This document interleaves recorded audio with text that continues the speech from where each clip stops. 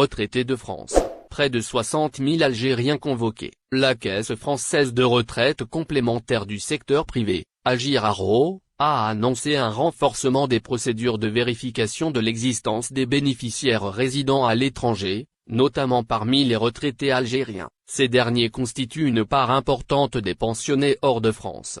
Selon un communiqué publié, la Caisse convoquera près de 60 000 personnes à partir de 2026 pour se soumettre à des contrôles d'identité et de présence effective. Ce chiffre représente environ 16% de l'ensemble des retraités vivant à l'étranger.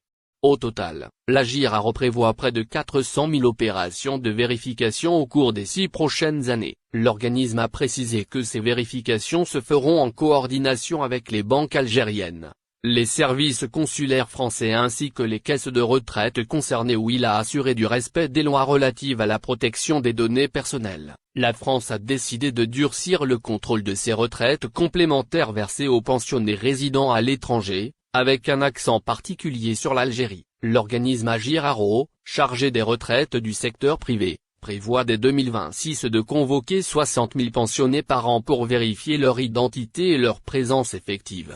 Sur 6 ans, le dispositif pourrait concerner près de 400 000 contrôles. Près d'1 million de retraités français vivent à l'étranger, et une proportion non négligeable se trouve en Algérie. Les convocations seront organisées via les banques partenaires, avec la possibilité de rendez-vous en agence ou d'outils numériques encore à l'étude, comme la reconnaissance faciale. Tout manquement ou absence entraînera la suspension temporaire du versement des pensions jusqu'à régularisation de la situation.